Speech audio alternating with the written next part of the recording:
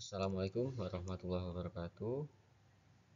Kita akan membahas tentang materi ekonomi internasional, yaitu tentang membangun usaha berorientasi ekspor. Sebelumnya kita sudah berdiskusi tentang cerita-cerita sukses para broker, para pelaku ekonomi internasional dalam menjual produknya ke luar negeri. Dan kita juga sudah berdiskusi untuk mengkonsep ide apa produk yang akan kita jual di luar negeri dan negara mana yang kita tuju, serta bagaimana potensi produk tersebut akan laku. Nah, di sini saya akan coba menjelaskan sejauh mana, seberapa baikkah ide kita semua yang kita diskusikan.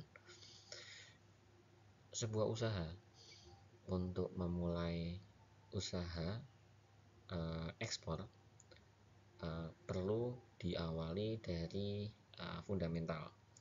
Artinya kita harus memahami seberapa penting usaha yang berorientasi ekspor. Usaha ekspor ini berorientasi global, harus melihat peluang yang ada secara global, sehingga kita harus memahami dinamika pasar internasional.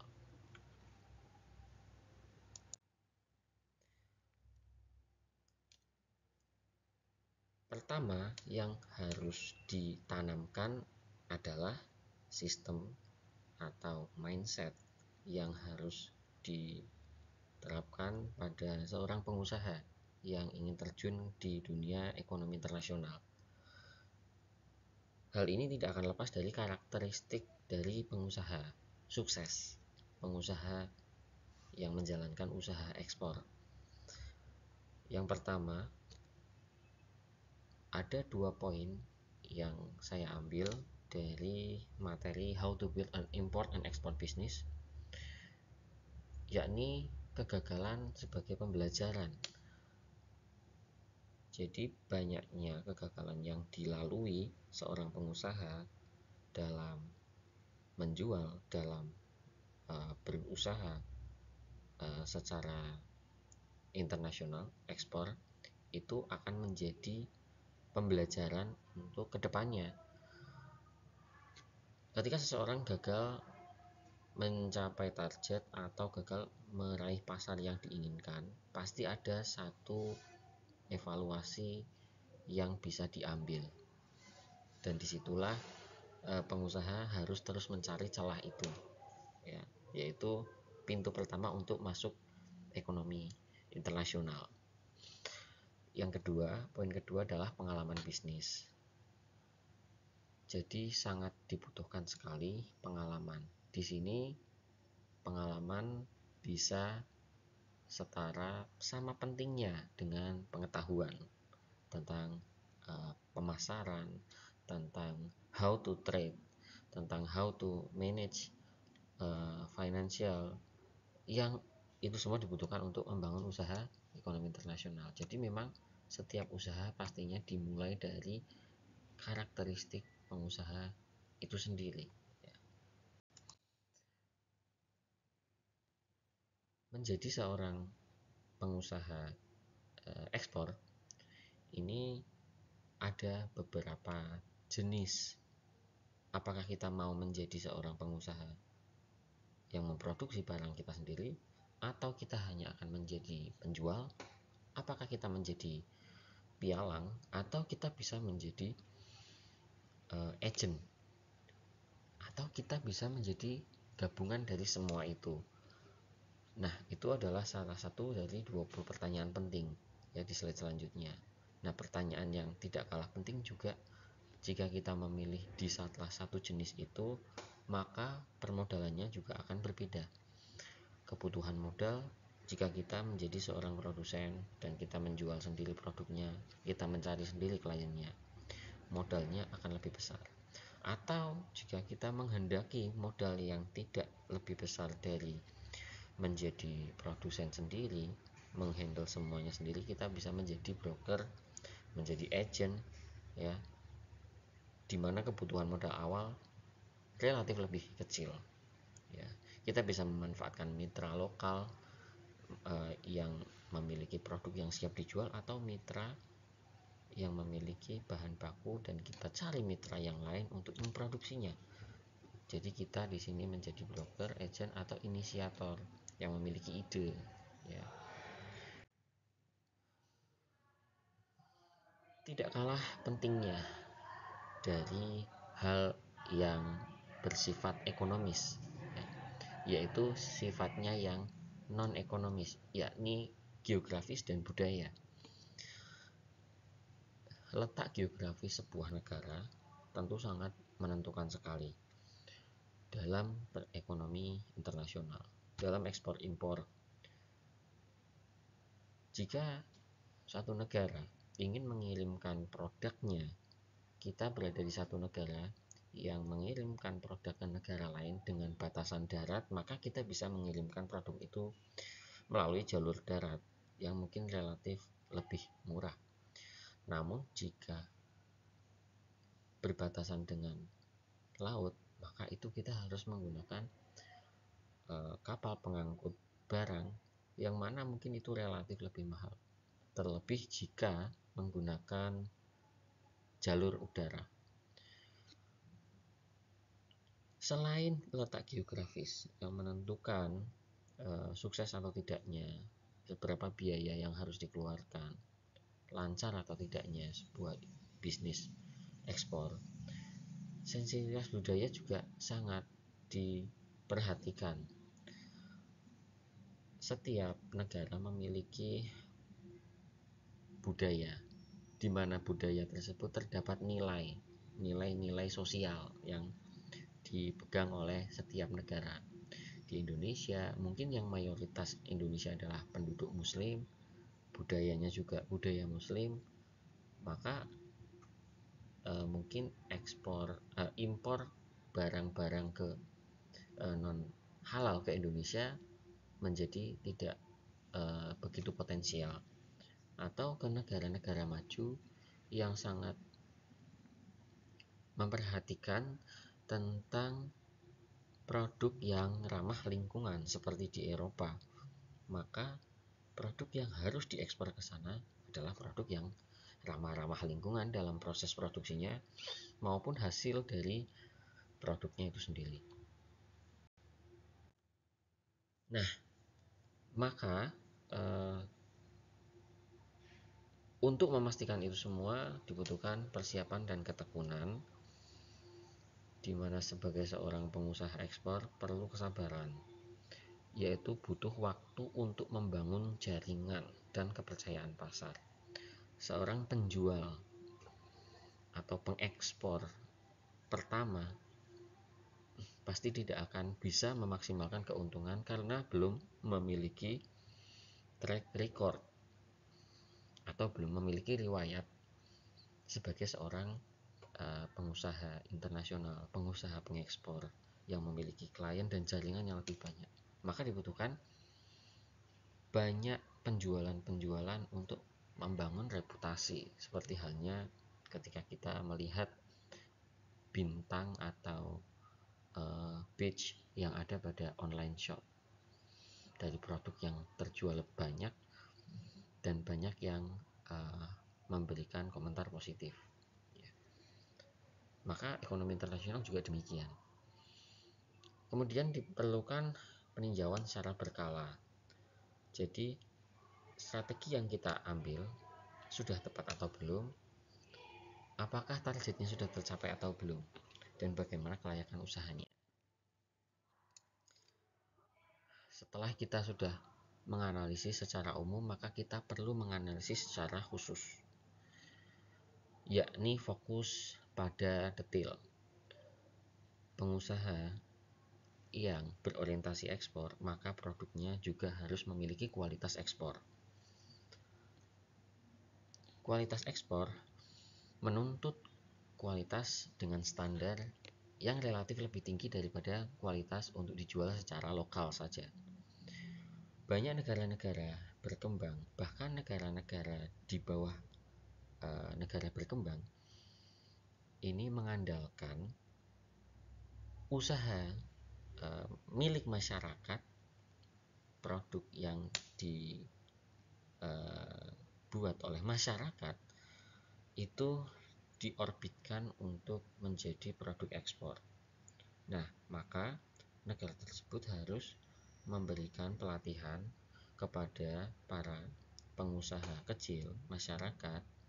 Misal contoh di Bangladesh, para pekerja, para produsen garment home industry di sana diberikan standar ekspor untuk produknya, ya. Jadi produk yang dihasilkan memiliki standar yang cukup untuk diekspor, dan di situ sangat membantu perekonomian dan menambah devisa sebuah negara di Bangladesh. Nah, detail itu ada pada produk dan juga segi yang lain, tidak hanya produk saja, termasuk dengan kontrak juga, pembelian dan penjualan barang yang mungkin jumlahnya tidak sedikit karena dilakukan secara remote, jarak jauh. Untuk menghemat maka diperlukan kuantiti yang bisa menutup biaya pengiriman, ya, sehingga ada minimum quantity atau kapasitas atau pemesanan minimal supaya bisa memperoleh keuntungan dari aktivitas ekspor ini. Dan di situ diperlukan pihak lain selain penjual dan pembeli, yaitu pihak ketiga. Untuk apa? Untuk memastikan keamanan dan menghindari risiko dari penjualan itu sendiri, risiko transaksi itu sendiri. Nah, untuk menguranginya dibutuhkan pihak perbankan dan pihak lain untuk mengesahkan kontrak dan mengamankan bagaimana pembayaran itu akan dilakukan.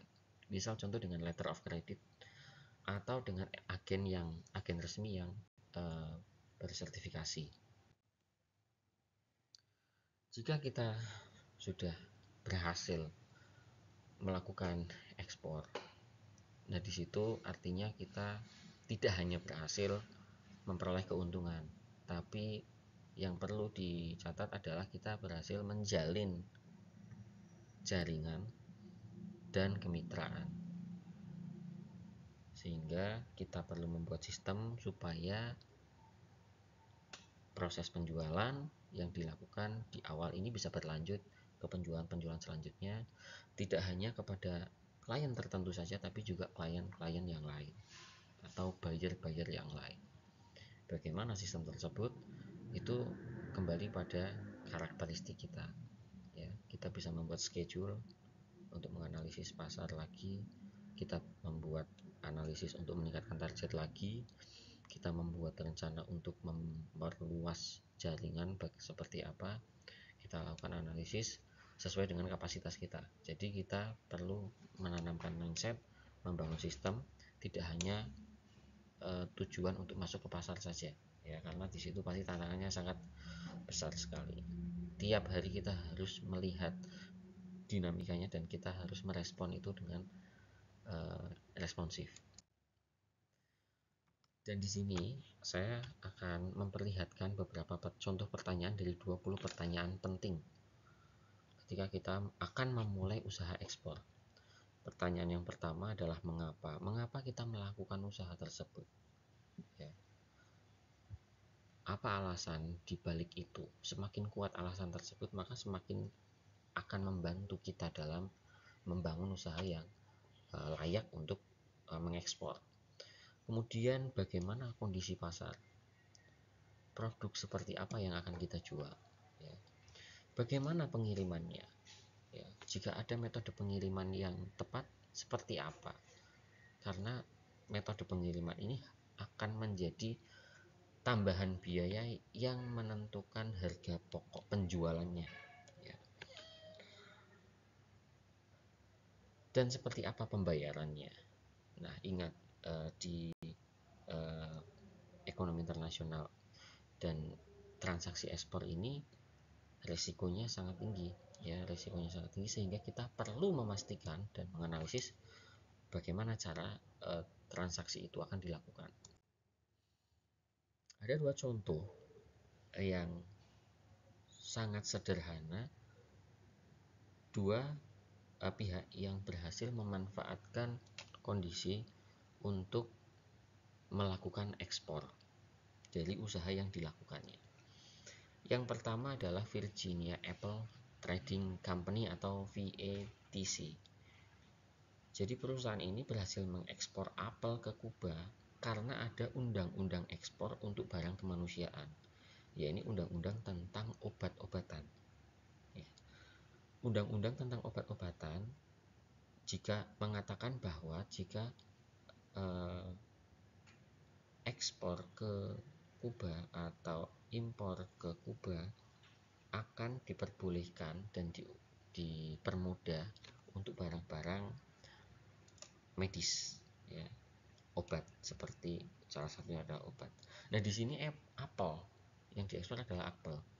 Ternyata apel diprofil menjadi sebuah obat karena apel bisa diambil khasiatnya, ya, untuk menjadi makanan yang sehat.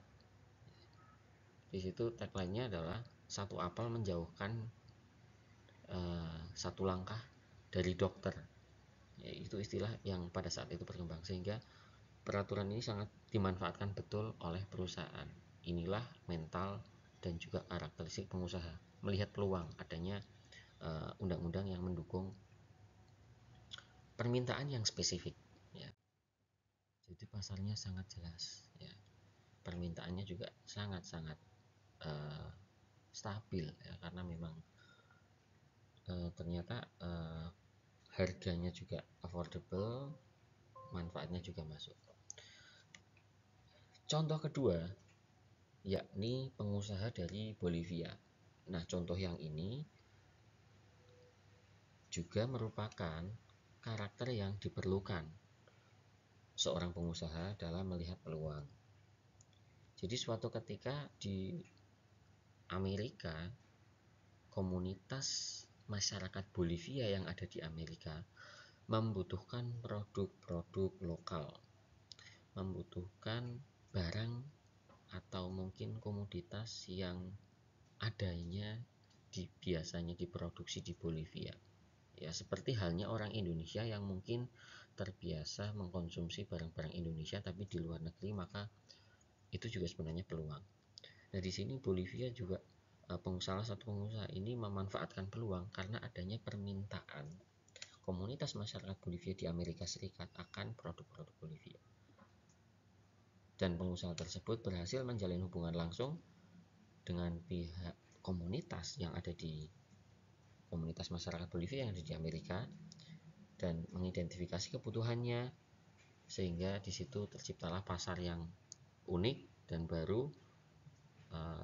Pengusaha itu akhirnya bisa dan berhasil mengekspor produknya ke Amerika Serikat dan dijual ke komunitas masyarakat Bolivia itu sendiri. Demikian materi tentang how to build an export business.